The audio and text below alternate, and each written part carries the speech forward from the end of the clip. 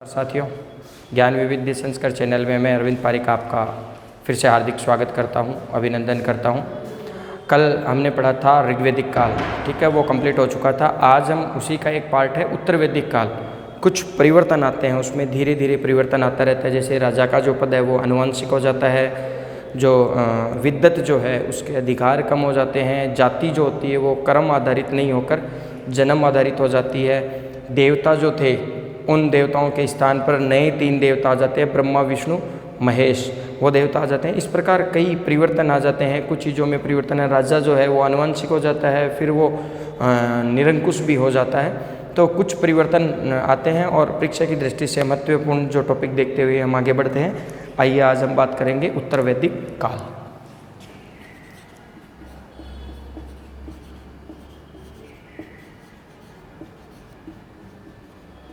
उत्तर वैदिक काल में जो टाइम था ये है, इसका टाइम 1000 से 600 BC। और वैदिक काल का जो था वो था, टोटल की बात करते हैं तो 1500 से 600, और ऋग्वेद की करते हैं, ऋग्वेदिक काल की करते हैं तो 1500 से 1000 BC। ये अपना इसका टाइम पीरियड है। अब सबसे पहले इसमें बात करते हैं कि इसमें आर्यों की हमने बात की थी, तो आर्य जो थे वो यायावर थे, यानी घुमंतु थे। यहाँ से हट जाते हैं। अब उत्तर वैदिक काल में इनका जो प्रदेश है वो मध्य देश में हो जाता है, मीन्स दोआब वाला जो क्षेत्र है। दोआब का अर्थ होता है 2 नदियों का संगम। जैसे अपना एक राज्य है पंजाब, तो पंजाब जो है वो 5 नदियों का संगम है।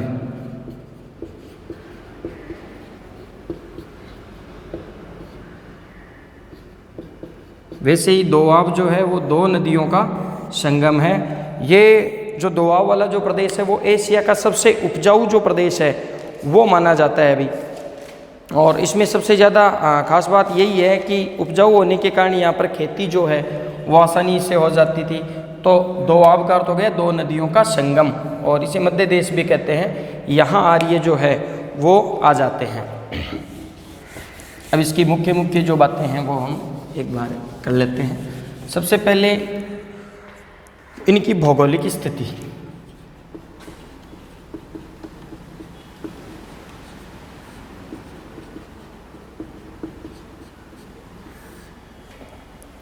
भौगोलिक स्थिति जो है आर्य जो गंगा यमुना वाला जो दोआब प्रदेश है,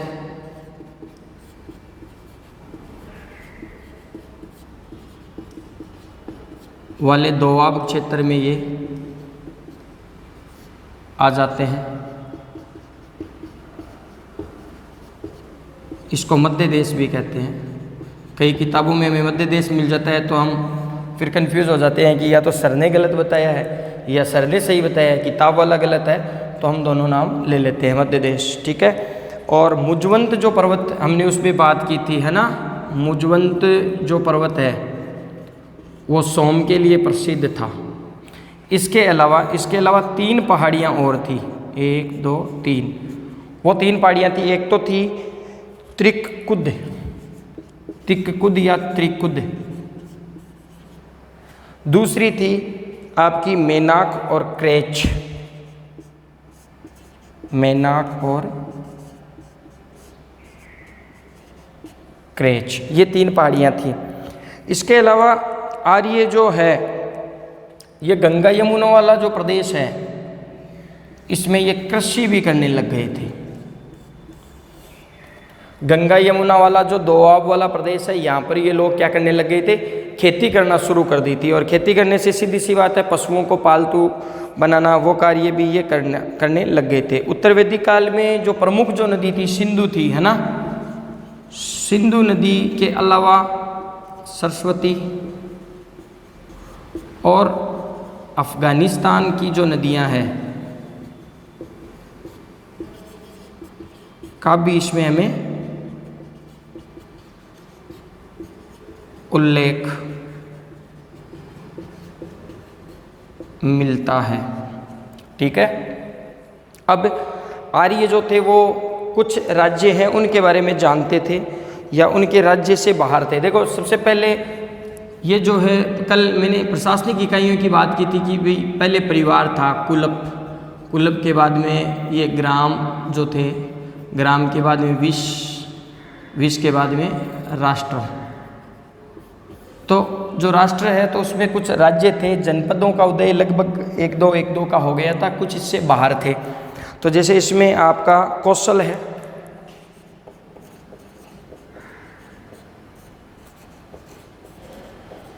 विदेह है, ठीक है, अंगराज्य जो थे इनसे ये परिचित थे, इनसे परिचित थे। कौशल, विदेह और अंग जो है इनसे परिचित थे। और मगध और अंग जो थे, आगे चलकर महाजनपा, मगध जो है ये सबसे आगे, महाजनपद आपके रीट के सिलेबस में नहीं है, लेकिन जो मगध है वो सर्वाधिक शक्तिशाली राज्य बनता है। और इसके लिए सभी जो युद्ध है, मौर्य काल जो है, गुप्त काल है, वो इसके लिए, इस क्षेत्र के लिए लालायित रहता है। लेकिन आपके रीट का जो सिलेबस है इसमें ये नहीं है। तो इसमें ये मगध और अंग जो थे ये आर्य के क्षेत्र से बाहर थे। मगध वाला जो था कौशल विद्या के बारे में परिचित थे, और ये जो थे ये आर्यों के क्षेत्र से दोनों जो थे ये बाहर थे। इधर पुरु व कुरु ये दोनों जो है वो मिल जाते हैं। पुरु और भरत मिलकर कुरु बन जाते हैं, सॉरी, पुरु और भरत जो है मिलकर कुरु बन जाते हैं। पुरु और भरत मिलकर जो कबीला है, ये पुरु जो है कबीला है, भरत जो कबीला है जिसके नाम पर अपना भारत देश पड़ा था, ये दोनों मिलकर क्या बन जाते हैं, कुरु बन जाता है। और तुर्वस और किरवी मिलकर, तुर्वस और किरवी ये दोनों मिलकर क्या बन जाते हैं, ये बन जाते हैं पंचाल। ये दोनों बन जाते हैं पंचाल। ठीक है। और अथर्ववेद में जो मगध के जो निवासी है, अथर्ववेद जो है ये काफ़ी बार पूछा गया है, अभी ये ध्यान में रख लेना कि अथर्ववेद में मगध के निवासियों को बेकार थे, नफरत करते थे, ऐसा माना जाता है। मगध के निवासियों को क्या कहा गया है, सीधा का सीधा प्रश्न आता है, अपने पीएचडी नहीं करनी है, हमें ऑप्शन राइट करना है वहाँ पर। तो अगर प्रश्न आ जाता है कि अथर्ववेद में मगध के लोगों को या मगध के निवासियों को क्या कहा जाता था, तो मगध के जो निवासी थे उनको वार्ते कहा जाता था। ठीक है। इसके अलावा शतपथ ब्राह्मण के अनुसार एक बात आती है, शतपथ जो ब्राह्मण है उसमें ये कहा जाता है कि जो आपके गौतम राहुगण जो है वो पुरोहित होते थे, विदय माधव नाम का एक राजा होता है। ये बात इसकी ध्यान में रखनी है कि किस में कहा गया है, शतपथ ब्राह्मण में कहा गया है कि विदेह नाम का एक राजा होता है और वो गुरु गौतम राहुगण होते हैं।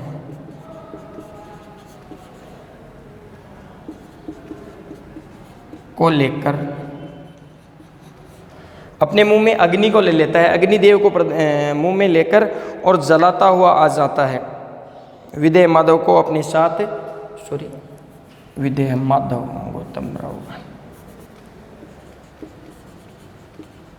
विदेह माधव जो है उसको ने अपने पुरोहित होता है, थोड़ा सा मैं कंफ्यूज हो गया था, भी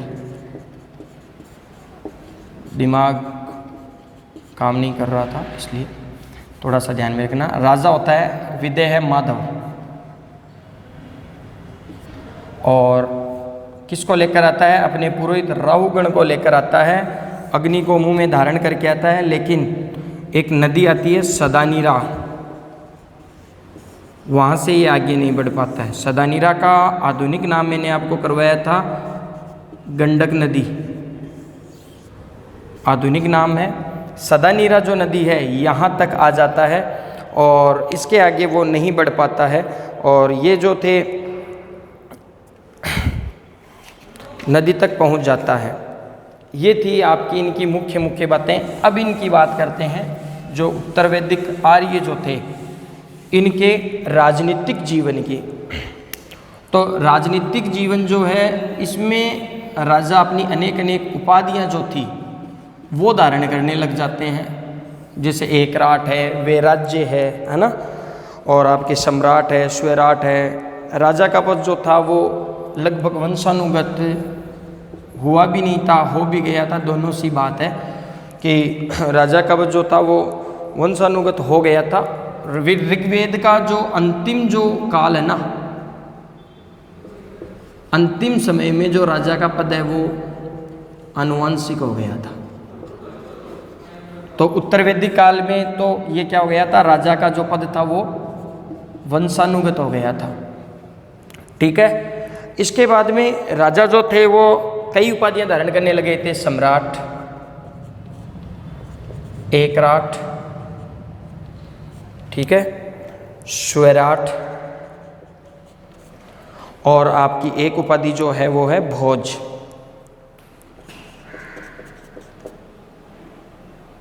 विराट, ये उपाधियां राजा जो है वो धारण करने लग गया था। जैसे आप थोड़ा सा ये समझ लीजिएगा, उत्तर अगर पूछ ले, थोड़ा सा डेप्थ में जाके पूछ ले तो थोड़ा सा ध्यान में रखना है। पूर्व और पश्चिम, ये चार दिशाएं। जो उत्तर में जो राजा था वो उपाधि धारण करता था विराट की। उत्तर वाला अगर पूछ ले कि उत्तर में कौन सा कैसी उपाधि धारण करता था, और ये पूर्व वाला करता था सम्राट, भोज भी कह सकते हो। एकराट दक्षिण वाला।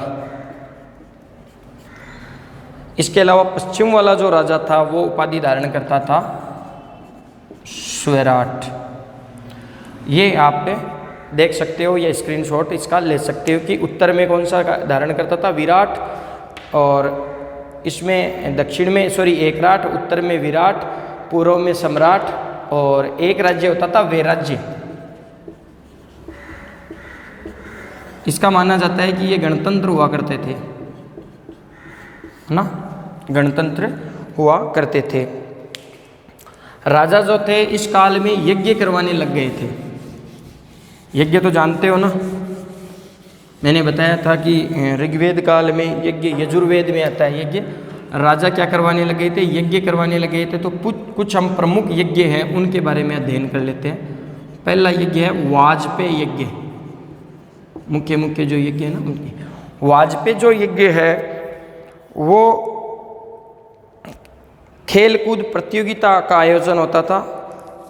ठीक है, इसमें वैसे खेल कूद प्रतियोगिता का आयोजन होता था।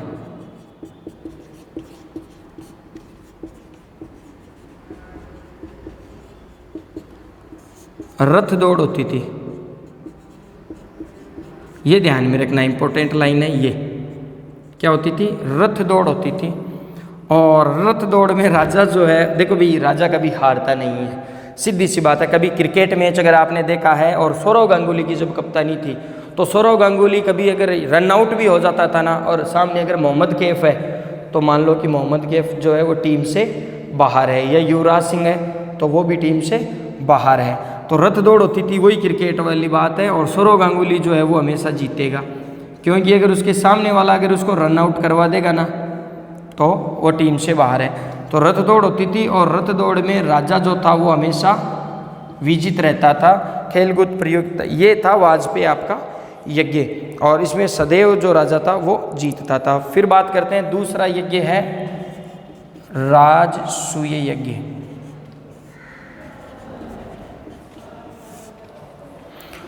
राजसूय यज्ञ में राज्याभिषेक के समय होता था ये।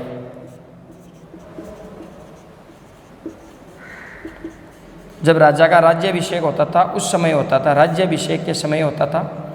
लेकिन कालांतर में ये प्रतिवर्ष हो गया था,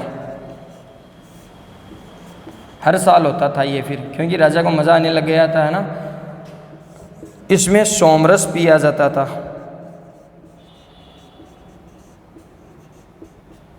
सोमरस पिया जाता था राजसूय में।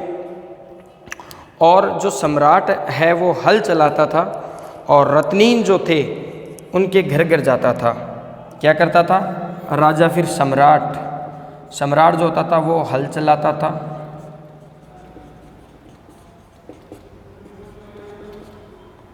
इसके अलावा जो 12 रत्नीन हमने बात की थी, भाई दिवाली के दिन दिवाली के जो दूसरे दिन है हम अपने रिश्तेदारों के घर जाते हैं ना प्रणाम करने के लिए, है ना।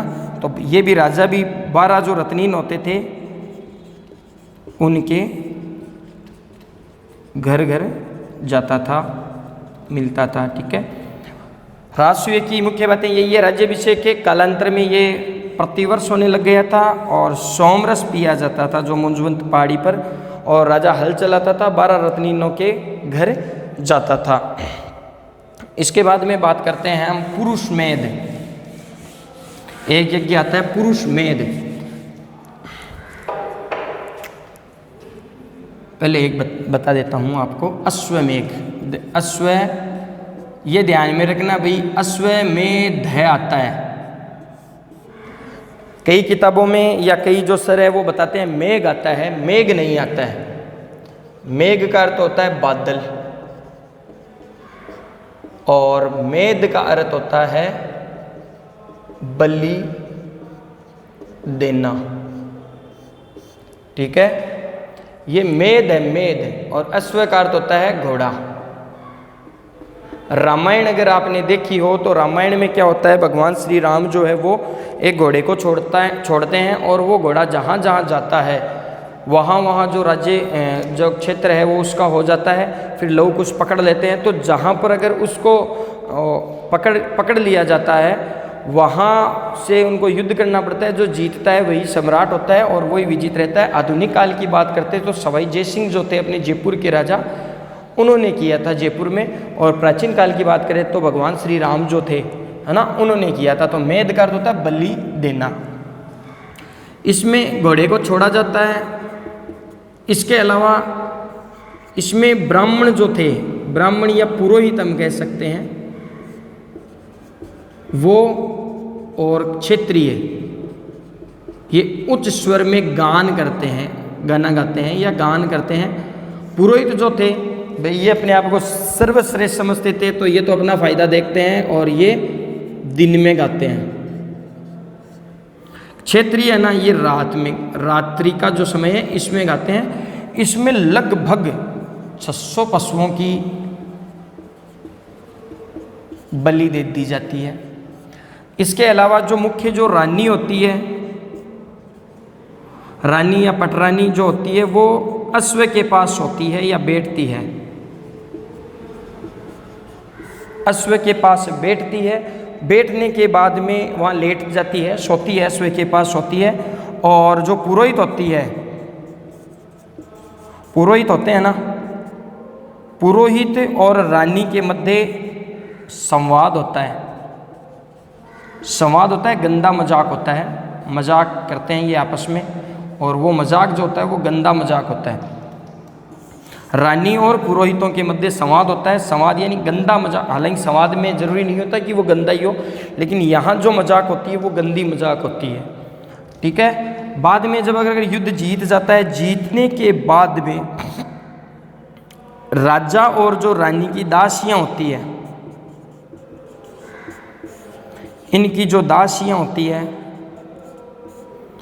वो दासियां किसको दे दी जाती है? पुरोहितों को दे दी जाती है। जब पुरोहित जो मुख्य पुरोहित होते हैं उनको दे दी जाती है। तो ये हो गया अश्वमेध। और मेध का अर्थ होता है बलि देना। ये ध्यान में रखना भी, कई किताबों में या पढ़ने वाले जो होते हैं वो मेघ पढ़ते हैं। मेघ का अर्थ बादल होता है, न कि आपका मेघ। अश्वमेध होगा।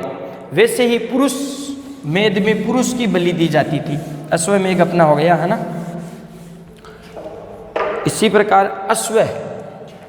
अश्वमेध की तरह हो जाता है पुरुषमेध। तो पुरुषमेध में पुरुष की बलि दी जाती है। कुछ में तो ये होता है कि कम से कम 12 पुरुषों की बलि दी जाती है, कई जगह आता है 108 पुरुषों की बलि दी जाती है। और इसी में ये कहा गया है कि जो पुरुषमेध में बलि नहीं दी जाती थी, जो 12 पुरुष होते थे, इनको बाद में छोड़ दिया जाता था, इन ब्राह्मणों को छोड़ दिया जाता था। और ये कहा जाता था कि साहब अगर हम मनुष्य की बलि देंगे तो मनुष्य ही मनुष्य को खाएगा, मनुष्य ही मनुष्य को खाएगा। इसमें आपको बस एक ही बात ध्यान में रखनी है, पुरुषमेध में पुरुषों की बलि दी जाती थी, इसके अलावा आपको कुछ ध्यान में नहीं रखना है। ये तो मैंने आपको एक बता दिया है, केवल 2 ही चीज़ ध्यान में रखनी है, एक तो पुरुष की बलि दी जाती थी और 25 यूप, ये ध्यान में रखना है। अभी नेट 2013 का ये क्वेश्चन था कि पुरुषमेध जो वेद है उसमें कितने यूप होते थे, तो 25 यूप। बस केवल ये 2 ही चीज़ इसमें आपको पुरुषमेध में आपको ध्यान में रखनी है। अश्वमेध जो था उसमें आपको ये बात में ध्यान में रखनी है कि ये साम्राज्यवादी था, इसमें राजा अपने साम्राज्य का विस्तार करता था। अश्वमेध में यही था, जहाँ जहाँ घोड़ा जाता है वहाँ पे तक वो पहुँच जाता है। और इसका जो टाइम पीरियड है 3 डे का होता था, 3 दिन का होता था, इसमें ये संपन्न होता था। पुरुषमेध जो है पुरुषों की बलि दी जाती थी, ठीक है, और कितने यूप होते थे, 25 यूप होते थे। फिर अग्निष्टोम में सोमरस जो है ना वो पीस कर अग्नि को समर्पित किया जाता था, पीसा जाता था, न कि पिया जाता था। वाजपेयी में पिया जाता था, इसमें पीसा जाता था, ठीक है। पर अभी भी राजा के पास जो थी वो स्थायी सेना नहीं थी, राजा के पास स्थायी सेना का अभाव था।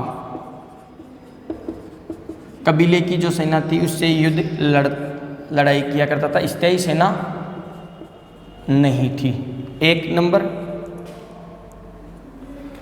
दूसरी बात हम करते हैं कि राजा को जो दिया जाने वाला कर था, राजा को एक कर दिया जाता था, वो कर था, मैंने कल भी बताया था, बलि।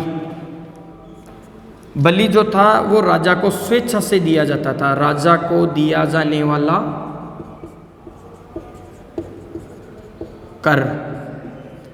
इस काल में ये जो कर था वो स्वेच्छा से, जैसे फल फूल है ना, वो स्वेच्छा से दिया जाता था, अपनी इच्छा से दिया जाता था।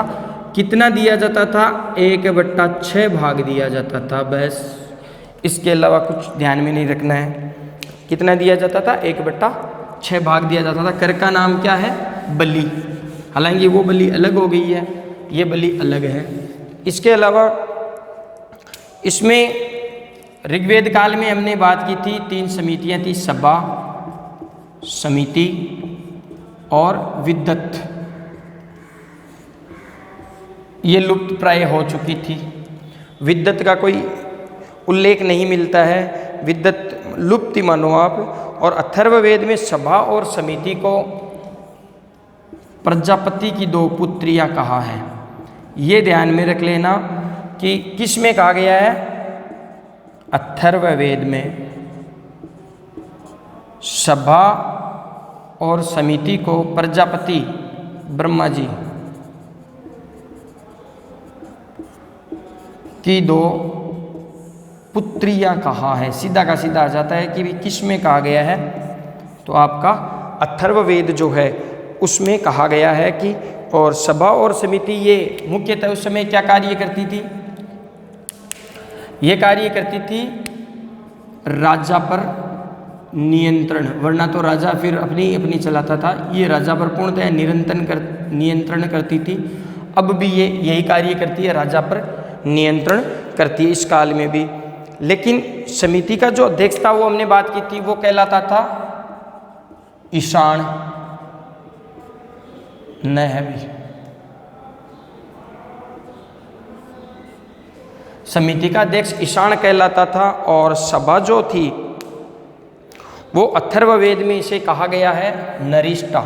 यही अथर्ववेद फिर से इसमें इसको क्या कहा गया है, नरिष्ठा। ये ध्यान में रखना है, क्या कहा गया है, नरिष्ठा कहा गया है। और इसका नरिष्ठा का शाब्दिक अर्थ हो गया आपका क्या,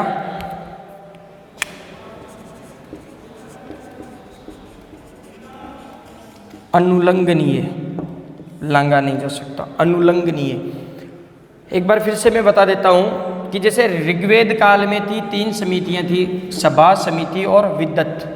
तो इसमें विद्वत का उल्लेख हमें नहीं मिलता है, तो विद्वत को हम काट देते हैं कि विद्वत का उल्लेख हमें नहीं मिलता है। सभा और समिति को अथर्ववेद में प्रजापति की 2 पुत्रियाँ कहा है, ठीक है। सभा और समितियाँ जो थी वो राजा पर नियंत्रण करती थी। समिति का जो अध्यक्ष था वो ईशान कहलाता था। सभा को नरिष्ठा कहा गया है अथर्ववेद में। अथर्ववेद में क्या कहा गया है, नरिष्ठा कहा गया, और नरिष्ठा का अर्थ होता है अनुलंघनीय, ठीक है। अब बात करते हैं इस काल में पांचाल और कुरु जो थे ना सर्वश्रेष्ठ राज्य बन गए थे। कौन कौन से, पांचाल और कुरु जो थे, एक पांचाल था और एक कुरु था, ये दोनों सर्वश्रेष्ठ राज्य बन गए थे, सर्वश्रेष्ठ।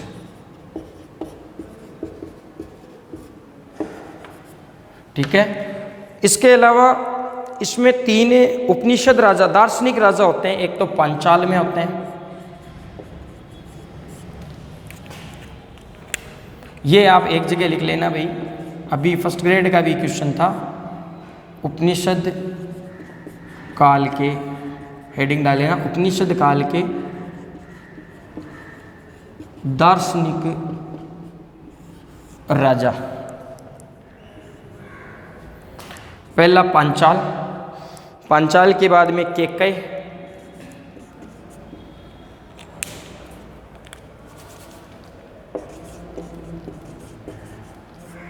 केकय, और केकय के बाद में विदेह।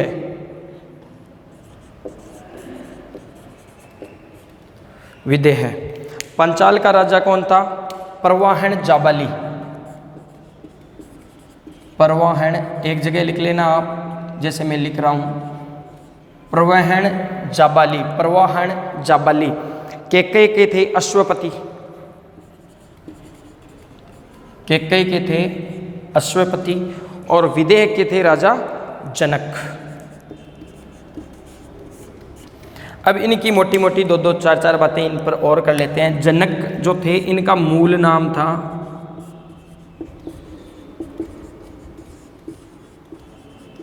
सिरध्वज। विदेह का जो राजा जनक था इनका मूल नाम, मुख्य नाम, आजकल होता है ना घर पे तो नाम होता है पप्पू, बाहर जा नाम हो जाता है राकेश, है ना। तो वैसे विदेह का जो राजा था वो जनक था, इसका मूल नाम था, जैसे सिरध्वज अपने राहुल गांधी है ना, वैसे मान लो हम नेताओं की बात नहीं करते भी, राजनीतिक हस्तक्षेप हमारे, हम दूर ही रहते हैं। काशी का जो राजा था वो तो अजातशत्रु था,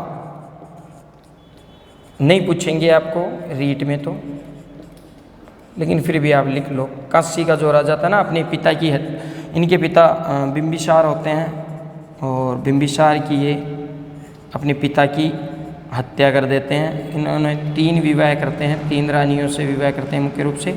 सबसे साम्राज्यवादी नीति वाला राजा होता है, लेकिन इनकी बात नहीं करते हम। उपनिषद काल में जो राजा थे उनकी कर लेते हैं। पंचाल जो था वो प्रवाहन जाबाली यहाँ का राजा था, ये उपनिषद काल के दार्शनिक राजा थे।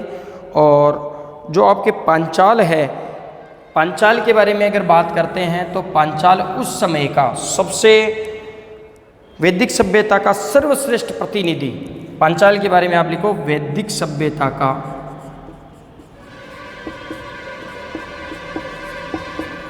का प्रतिनिधि, पहला पॉइंट, वैदिक सभ्यता का प्रतिनिधि करने वाला, ठीक है।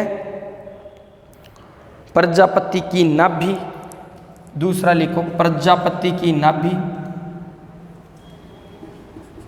प्रजापति की नाभि।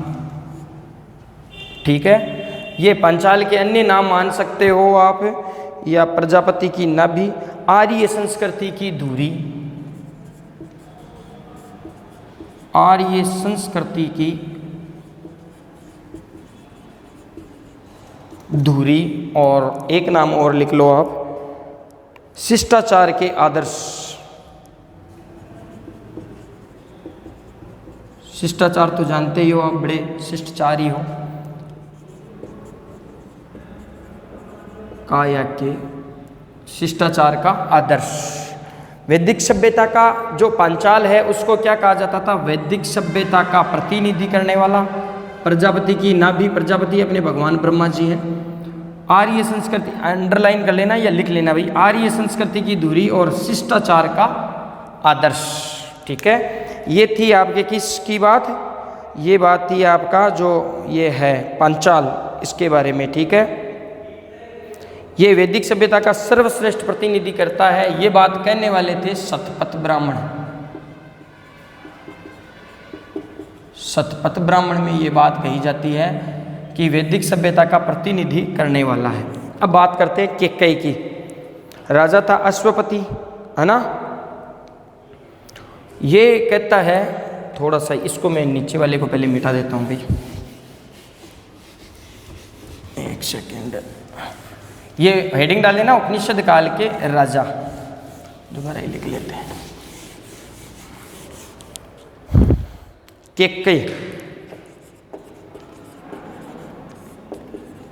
राजा कौन होता है? कौन होता है? अश्वपति। और ये एक चीज का ज्ञाता होता है। किसका होता है? वैश्वनार विद्या का। कौन सी विद्या का? वैश्वनर विद्या का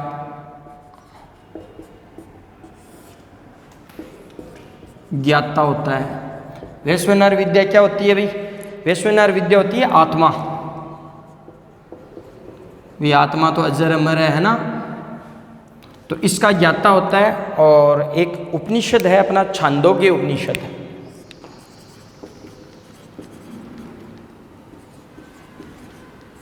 छांदोग्य उपनिषद में ये कहा गया है कि ना मेरे राज्य में चोर है, ना मेरे राज्य में शराबी है, न मेरे राज्य में विद्वान है, और न व्यभिचार है। यानी छांदोग्य उपनिषद में कहता है कि न मेरे राज्य में चोर है, न शराबी है, न व्यभिचार है, और न ही